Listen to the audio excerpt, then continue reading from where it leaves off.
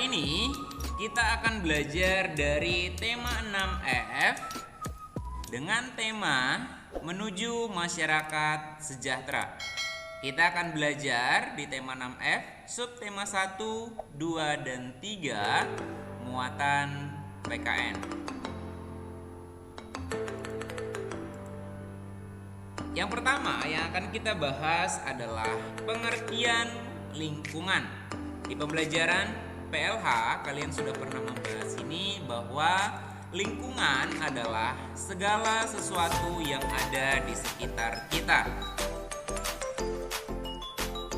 Lingkungan itu meliputi yang pertama tanah, air, udara, tumbuhan, dan hewan. Ini adalah bagian-bagian dari lingkungan. Selanjutnya, apa yang menjadi kewajiban kita sebagai manusia terhadap lingkungan? Ada banyak kewajiban yang harus kita lakukan terhadap lingkungan. Di sini Mister ambil contoh kecilnya adalah menjaga kebersihan lingkungan tersebut. Kemudian yang kedua, melestarikan makhluk hidup di sekitar kita. Kemudian yang ketiga adalah menjaga alam dengan baik. Ini adalah kewajiban kita terhadap lingkungan secara umum. Oke, untuk selanjutnya, bagaimana cara untuk menjaga lingkungan sekolah supaya tetap bersih, indah, dan rapi serta nyaman untuk digunakan? Yang pertama, membuang sampah pada tempatnya.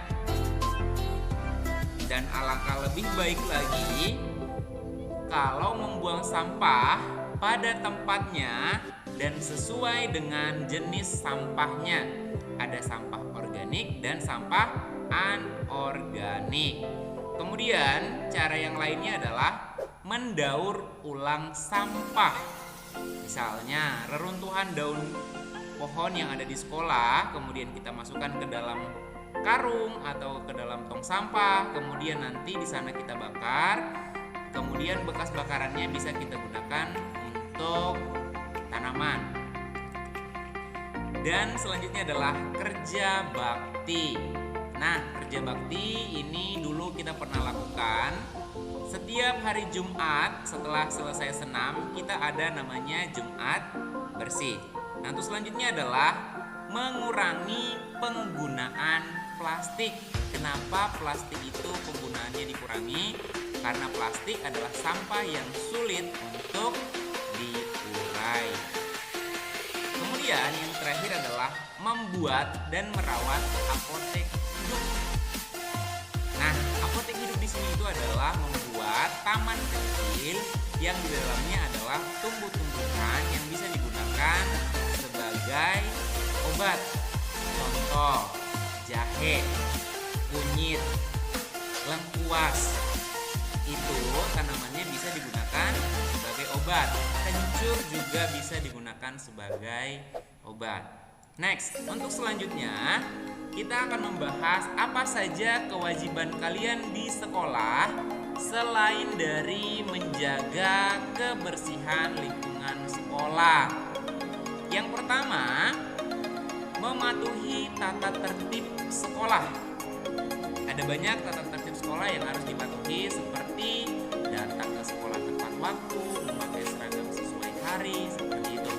Kemudian kewajiban lainnya adalah menghormati dan mematuhi nasihat guru. Oke, kemudian kewajiban yang lain adalah belajar dengan tekun. Belajar dengan tekun itu adalah kewajiban siswa di sekolah. Mister, bukannya belajar itu hak, bukan ya? Hak kamu adalah menerima pengajaran. Sedangkan belajar dengan tekun itu merupakan bagian dari kewajiban siswa di sekolah. Oke, selanjutnya yang keempat, saling menghargai sesama teman. Wajib saling menghargai sesama teman.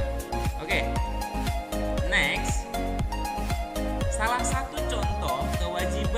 warga negara yang tertuang dalam Undang-Undang Dasar 1945 Pasal 31 ayat 2. Bunyinya, setiap warga negara wajib mengikuti pendidikan dasar dan pemerintah wajib membiayainya. Nah, berarti bersekolah itu adalah kewajiban dari semua warga negara Indonesia, dan itu diatur dalam Undang-Undang Dasar 1945. Oke, selanjutnya, upaya pemerintah untuk mewujudkan masyarakat cerdas, yaitu mencanangkan program wajib belajar 12 tahun.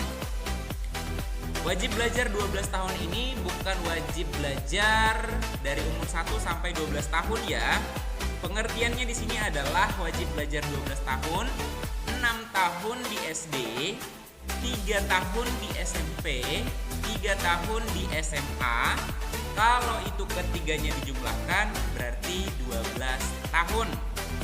Berarti setidaknya harus sampai tingkat SMA. Oke, selanjutnya, kewajiban terlaksana akan tercipta. Ayo coba kalian tebak. Kalau kita melaksanakan kewajiban kita, apa yang akan kita terima? Apa yang akan tercipta? Nah, di sini Mister ambil sedikit contohnya. Akan tercipta kenyamanan kalau kita melakukan kewajiban kita dengan baik. Misalnya, ketika kamu datang ke sekolah tidak memakai seragam sesuai dengan hari yang ditentukan, pada saat belajar kamu pasti tidak akan merasa nyaman. Di dalam pikiran kamu merasa kamu akan ditegur, kamu akan diberi hukuman, sehingga kamu merasa tidak nyaman. Nah, kalau kewajiban kamu laksanakan dengan baik, maka akan tercipta kenyamanan dalam diri kamu. Selanjutnya adalah keselamatan. Kalau kewajiban kita laksanakan dengan baik, maka kita akan memperoleh keselamatan. Misalnya, ini ada contoh gambar penyeberangan jalan. Aturannya adalah ketika ada orang yang menyeberang di jalan ini, maka pengendara sepeda motor atau mobil harus berhenti. Kalau pengendara ini menaati kewajiban peraturan yang ada, maka akan tercipta keselamatan. Selanjutnya, kalau kewajiban kita lakukan dengan baik, akan tercipta ketertiban. Misalnya saja, kalau misalnya kamu datang ke sekolah tidak dengan tepat waktu, kamu akan tertinggal pelajaran. Dan ketika kamu datang akan mengganggu proses pembelajaran, akan merugikan teman-teman kamu yang sudah ada di dalam kelas. Tapi kalau kamu datang tepat waktu, maka ketertiban itu akan tercipta. Pembelajaran akan bisa berlangsung dengan tertib. Selanjutnya, ini kewajiban di rumah dan manfaatnya. Segala kewajiban yang kamu lakukan tentu ada manfaatnya. Contoh, di rumah, membersihkan kamar dan merapikan. Manfaatnya yang kamu peroleh adalah kamar menjadi bersih dan nyaman. Untuk anak-anak Mister kelas 6A, Mister mau bertanya, adakah di sini yang kamarnya berantakan, yang tidurnya bareng-bareng dengan kecoak? Mudah-mudahan tidak ada ya. Nah, kemudian kewajiban di sekolah dan manfaatnya. Nah, tadi Mister sudah jelaskan sedikit. Datang ke sekolah tepat waktu itu wajib. Manfaatnya apa? Tidak tertinggal pelajaran. Manfaat lainnya adalah tidak mengganggu proses kegiatan belajar mengajar yang sedang berlangsung ketika kamu datang terlambat. Nah, untuk itu segala kewajiban yang ditujukan kepada kita, maka kita harus melakukannya dengan baik supaya kita juga dapat merasakan manfaat dari kewajiban yang sudah kita lakukan. Selanjutnya, kita akan membahas tentang hak karena barusan kita membahas tentang kewajiban. Di pembelajaran kelas sebelumnya kalian sudah membahas tentang pengertian hak dan kewajiban. Kalau kewajiban adalah segala sesuatu yang harus kamu lakukan, sedangkan pengertian dari hak adalah segala sesuatu yang harus diterima dan dimiliki oleh setiap orang. Ini adalah pengertian dari hak. Oke, kemudian di sini ada hak yang diatur oleh pemerintah yang dituangkan ke dalam Undang-Undang Dasar 1945. Di sini ada 11. Silahkan kalian baca, silahkan kalian simak dan ambil poin-poin yang bisa kalian ingat dengan mudah. Oke, selanjutnya contoh manfaat pemenuhan hak warga negara. Nah, tadi kan sudah dituangkan dalam Undang-Undang Dasar 1945 tentang hak-hak yang akan diterima oleh warga negara.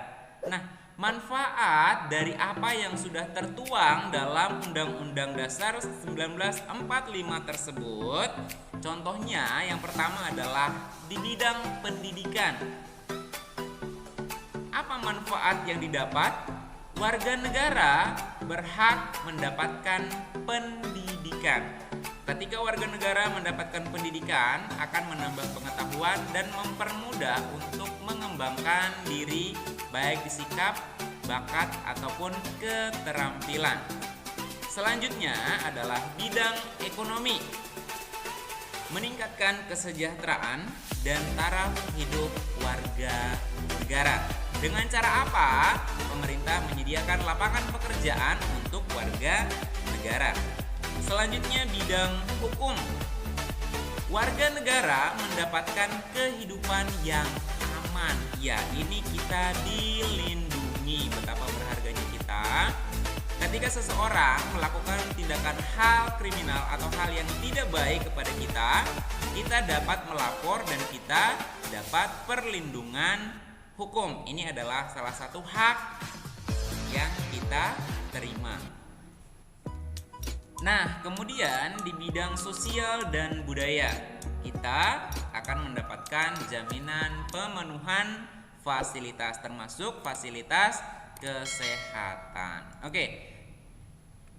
Itu saja yang bisa Mister jelaskan dari pembelajaran tema 6F, subtema 1, 2, dan 3, muatan PKN.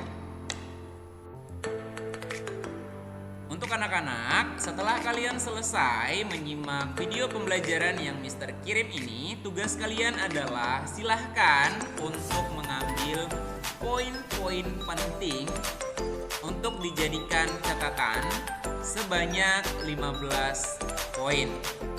Oke?